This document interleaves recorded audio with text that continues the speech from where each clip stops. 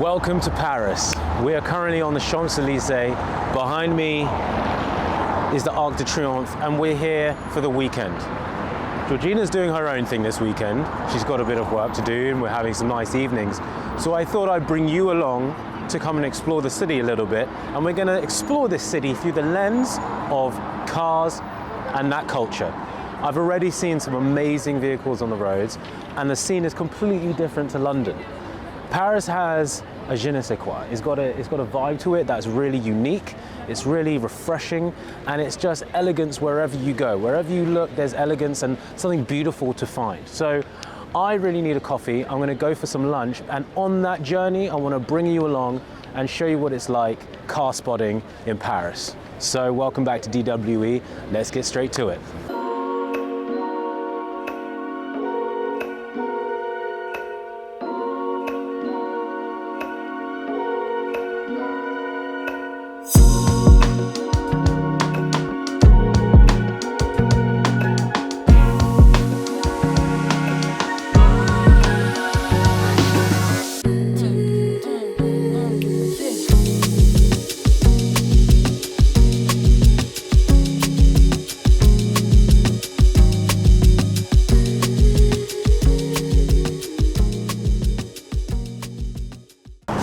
So the thing I love about Paris, I've been here a few times before, but it's just a very easy place to find style and elegance. Everywhere you look, people are dressing well. And that's not to say that people don't dress well in London, but it's noticeably different in Paris. There's just like the little extra embellishes that go into everyday clothes, even the mundane, and I think that definitely translates to the architecture, the design, and the automotive culture around. I mean, you can see an old Citroen that's really, really well looked after, and it just gives you that little sense of not only national pride, but just style and refinement and elegance. So I love it. I really love it. I'm currently walking down Champs-Elysees. But what is really necessary now is that we find a coffee, and then we get to exploring. So let's do that. I mean, there's a lovely little coffee shop just there. People sitting down. So maybe that's where I should go. What I will say is that the Conti GT, it looks really good. And honestly, sometimes I find black cars a bit boring. I'm at that stage where black can be a bit tiring, but with these grey wheels, I think it really does hit the mark. Looks really smart. And in this setting, you can't really go wrong. I mean, look at that. Look at that. Architecture. Well done. A Bentley Flying Spur. Probably the most comfortable car you could go around on cobbled stones with. Big win. Big win.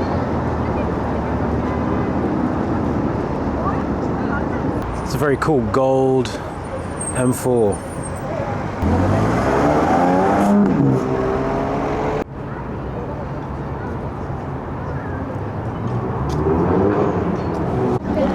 Up close and personal with a Maybach S-Class.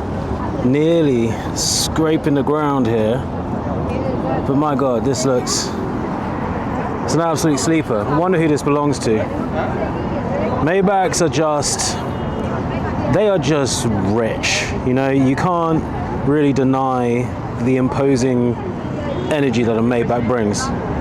Although, I don't love the wheel spec on this one, but as far as it goes, it's looking pretty good in this setting. Suzuki Jimny, got a lot of time for that. It's a baby G-Wagon. Here we go. What do you think of Paris, my love? You love it? Beautiful. Like? Me? Yes. Brownie points, guys. Brownie points. Yeah. Oh.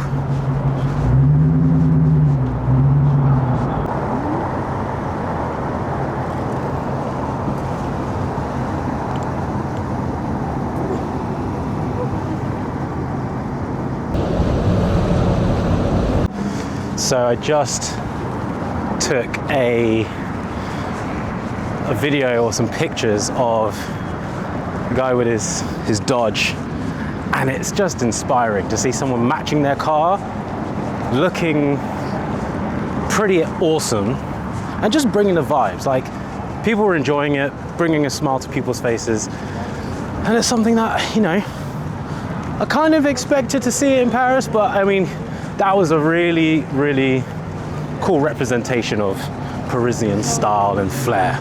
Big up, off he goes. He's just gone over there. Nice.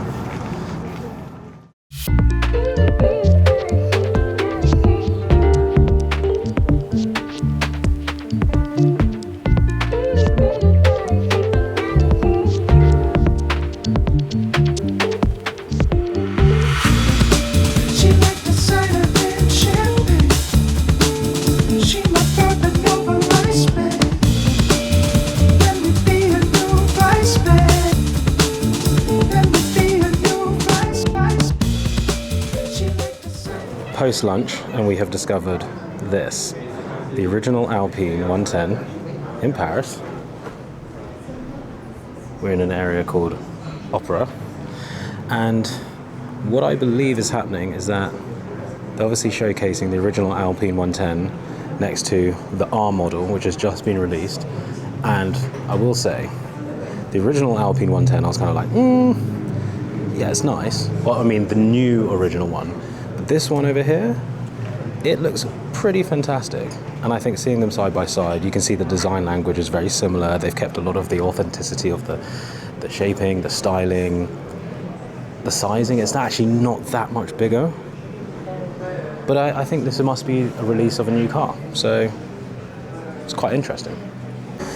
Another thing I love about old school cars, and you do see this in some modern Ferraris now, is the straps for luggage. Bring those back. These little straps down here, bring those back. They're such a nice touch, and just, it invokes the want and the need to pack a big case, go on an adventure, and I think this Berlinetta is really nice. You know what, this has actually moved me a little bit, this Alpine. Here for it. This looks like a completely different beast.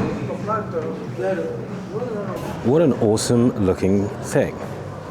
I mean, in this red, it really pops, and what's actually quite nice is that the red and the blue are quite quintessential Alpine colours, and obviously indicative of the French flag. I think the fact that they've got some very, very nice carbon wheels on this, which I like. Red detailing is really quite nice. This looks like a car that means business. I feel like when Alpine released the new A110, no one expected this to come out, but I think it's definitely something that was needed. Oh my goodness, I really would like to drive one of these. It's just a very, very pretty thing. I'm not sure about the specs, so I'm gonna have to read about the specs and tell you a little bit more about the drivetrain and everything, but on appearances, this is a very pretty thing.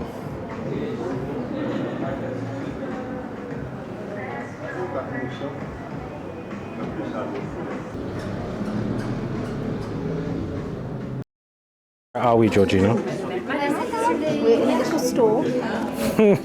We are clothes spotting. It's a necessary step. Naturally, the day came to a close, so we went for dinner, enjoyed Paris by night, and got some rest, because what was to come the next day was truly, truly incredible. Okay, so it's a new day in Paris. I was about to go for a coffee over there, which I will do shortly, but something caught my eye.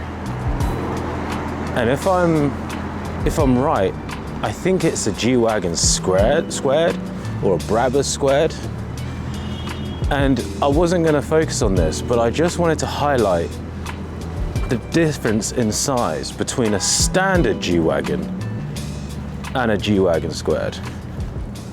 Okay, so here we've got the V8 bi-turbo standard, and then you've got a squared next to it, which is absolutely massive.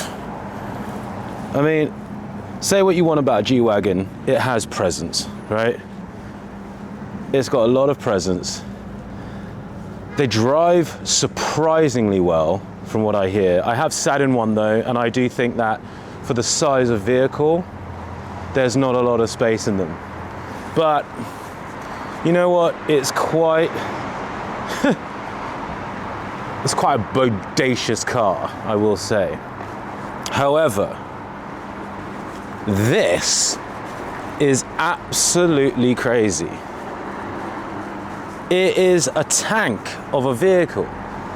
Look at that. Absolutely insane. And you know what? I would actually love to drive one of these. It's a beast. What I really like about this, it's got the Brabus red calipers shining through. Double shocks. I mean, look at those. Wow. I mean, you're definitely going to need those on a vehicle this big. Seriously massive. What? Oh my God. 4x4 squared. A Brabus 4x4 squared. There you go. There you have it. Morning number 2 in Paris, and we've really found some rarities. Well, there you go. Let's get to it. Over here, I think there's also a couple of specialties that I want to explore. I think there's a McLaren and something else. So we've got some lime green queens. Let's go and have a look at them. Absolutely beautiful. Here we go. The 2 lime green queens. Look at that. Beautiful. 675 LT. Looking incredible. And as I always say, if you get a McLaren or a car like this, get it in a decent color. That is amazing. Really, really beautiful. And there's a very rare Fiat Abarth 1000 as well, in a matching color. That is what we came for. Really beautiful color combination. Gorgeous. Really gorgeous. Really smart.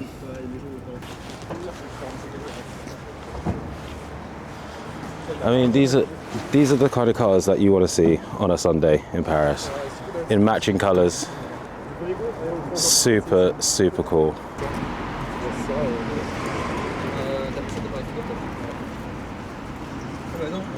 Loving that. Beautiful. There we go. Bonjour. How are you doing? Hi. Lovely to meet you. Edward. What a beautiful combination of cars. Really, really nice. Same color. Is this yours? Your father's? Yeah? Yes, my first. Beautiful. Are you guys doing a trip today? Sorry? Are you going somewhere today? Are you doing a little trip? Maybe we were going to Arc de Triomphe? from the south. Oh, is there a car meet happening over there? Yes, we see many old cars. Oh, really?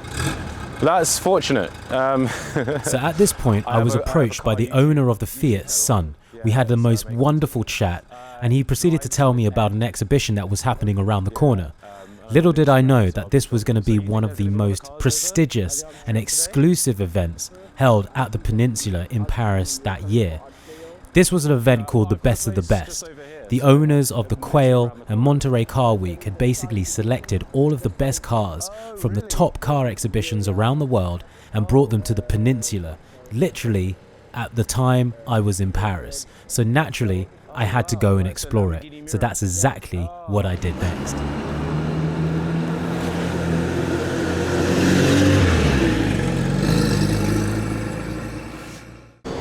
So from those beautiful, the Fiat Abarth and the McLaren 675 LT, we now stumble across a gold CLK 55 AMG looking absolutely incredible. I do think this is one of my dream cars to get, just because my mum has a CLK and it's a sporty car, but I just think giving it that extra grunt would make it such an incredible driving experience. I've got to say, like, this color spec as well is really, really cool. Clean lines, pillarless, AMG mono split deep dish wheels, sorry. Just that rear quarter is amazing. Just gorgeous. Just a gorgeous looking thing. And you know what's really cool? I've just found out that there is a car event happening around the corner. And so hopefully we're going to see some more of these kind of things. Very, very cool. Vive la France. This is a wicked car to see just parked up. Epic. Really, really cool. And I think that color spec is really where it's at. F-Type, just looks clean. Don't mind if I do.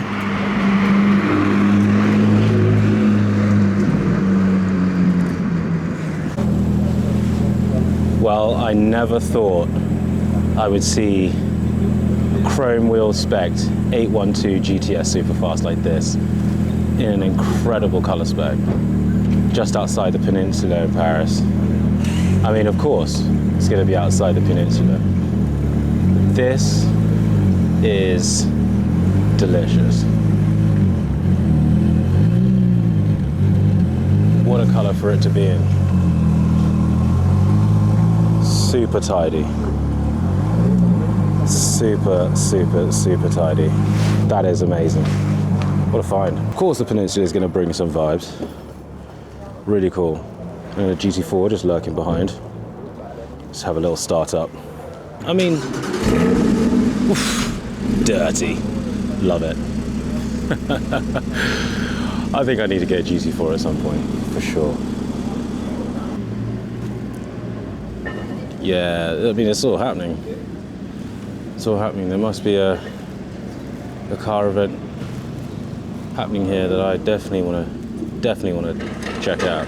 It's a Lamborghini Revuelto, I think. Am I crazy in saying that? I'll be honest,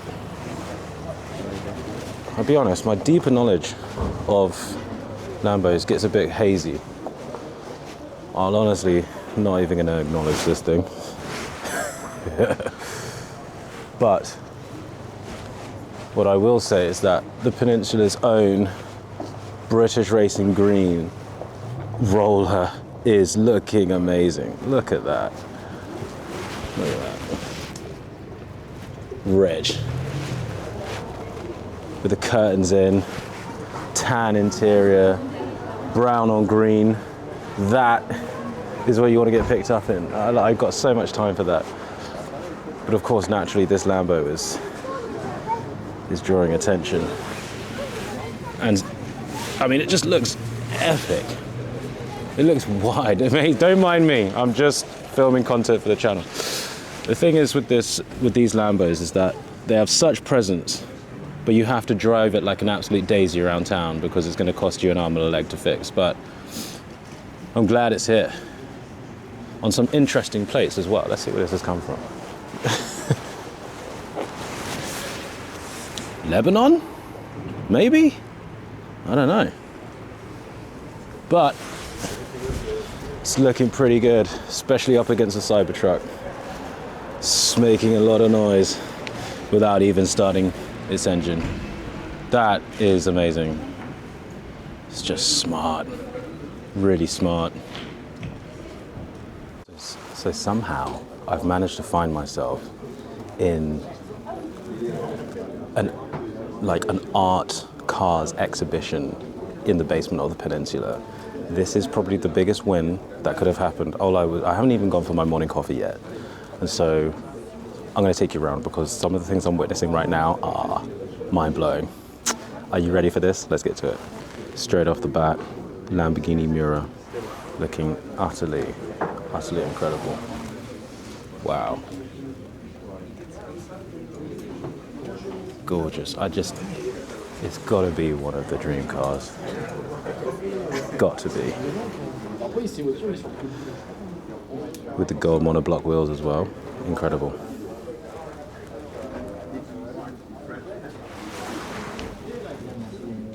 That is stunning. The world's sexiest car, I would agree. This is the only Bimmer I have seen here, and it's a good one. It's a really good one.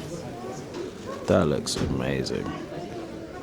Here we've got Jean Alesi's Ferrari from 1992, and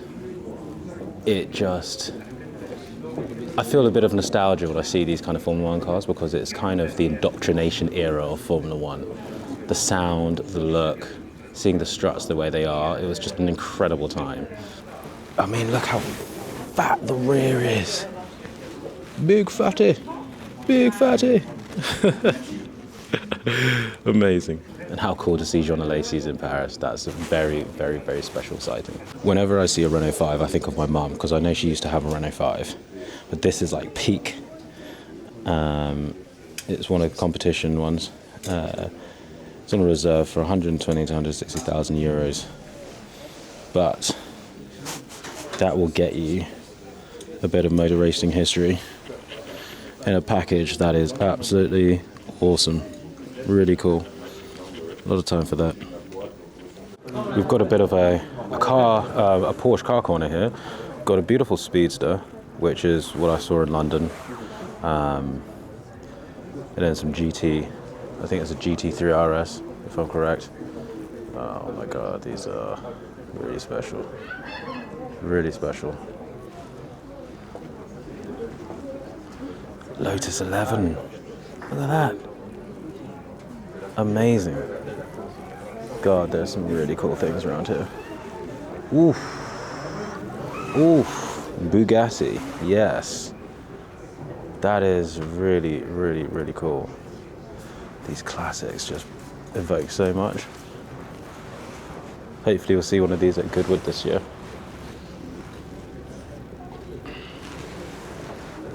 You know what I find really interesting is that the wheels on this Bugatti kind of remind me of the EB110's wheels. And you can kind of see the subtle design languages that are carried through, even from a car of this age, which is really interesting to see. Really cool. If any of you ever played Gran Turismo 2, you will know that the Venturi was a car that you wanted to have in your garage because it was an absolute sledgehammer. To this day, I don't think I've ever seen a Venturi in real life until this very moment. Oh my god. Presence of this is something else. This is a true Vive France type of car. My god. That is sick.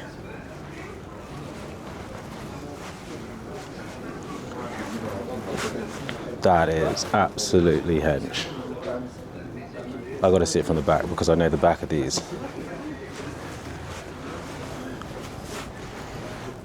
Oh my god.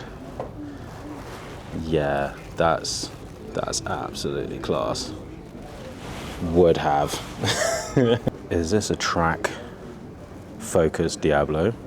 Because if it is, run for the hills, it's trying to kill you. Genuinely. Wow. Amazing. That's honestly just epic. Pure epic. Dare I say it, this is probably going to be the best view I see today. That is just amazing. It's the sort of view that if you saw it and you were following it, you would do all you could to try and keep up. Oh, this is so cool. One thing I love about these is just how they're slumped at the back like this, you know? It's just really cool. Really cool.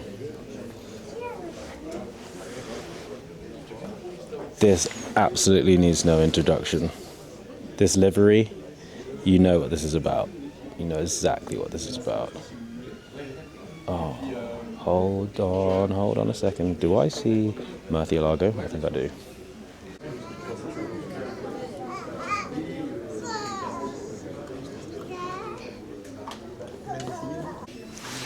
This is where they began. Lamborghini tractor, looking very cute. Yeah, that's cool. Always got to have time for the SL. In black, very cool. Got a lot of time for that. I think this is very fitting for France. And funnily enough, actually, right next to it, another Alpine 110, which we saw yesterday. They're really growing on with these cars. I mean, they're really incredible in terms of their history, what they brought to French motorsport. I mean, that's a pretty cool lineup, isn't it? Yeah, I think it is. The Aston Martin Vantage GTR. I think the Vantage in its own right has really come into its own, and hard to believe that this is now a 20-year-old plus car. 20-year-old plus, and they still look as fresh as they did when they came out. And I think the GTR offers an incredible package for someone who wants to track their vehicles. And AMR themselves, having released this nearly over 20 years ago, is kind of crazy to think at the age of the car. 160 to 220,000 euro reserve. But you know what? That is, for what you're getting, I think that's incredible. This definitely is an investment because it's going to go up in value for sure, especially the AMR. That's super classy. And here, look at these. Red Ferrari, red Porsche. It's very 80s. Some 80s icons, looking amazing. I mean, I think that looks really smart. The Ferrari with those lines is kind of iconic. Looks like a picture. Yeah, smart. I think the CGT, again, is an amazing car to see. I know Tom Exton, TGE, has got one, and I've seen him drive it a few times, but honestly, I think this is one of those cars where somewhat slightly terrifying to drive. Has a reputation that is quite something. But yeah, it's beautiful to see this here. Really special. Di Tommaso. Wow. What an epic car. I think I need to get a classic like this at some point. Just a filthy classic. Oh my god. Just the presence of these cars. The gated shift inside. Where is it? Let me see if you can hear that. The gated shift inside, the switch gear, all of it is just, it's just brilliant. Really cool. And they make an absolute racket. An absolute racket. And just to verify, having done some checks, this is the Revuelto. And my knowledge is not too bad, but kind of started disappearing after the Murcielago. But beautiful. Really cool to see. So we finally got a coffee. And I feel like this coffee is super well deserved because yesterday wasn't like the biggest success when it came to car spotting. We spotted a few things, but it was a bit mismatch. Today, stumbling across the Art Curial collection at the Peninsula was an absolute win. The cappuccino is delicious, and I'm about to have a little sandwich. So, all in all, this has been a real success. And then today, this Sunday, the Peninsula, the Art Curial collection, uncovered that, you know, they own the Quail. There's a connection to the Quail in Monterey for Monterey Car Week, and met some really cool, interesting people. Saw a wonderful collection of cars, and I'm so glad that I was able to bring you on this trip because it's a beautiful surprise to find an exhibition, an auction like that. So yeah, I think it's just a testament that if you really follow your nose, you follow your heart, you're going to find your people. And I certainly found my people. Tessa Ross has just gone past. Oh my god, look at that. the scene is alive. So really hope you've enjoyed this one. Obviously the next one's probably going to be back in London, but until then, enjoy it. Thank you, and we'll see you on the next one. Au revoir.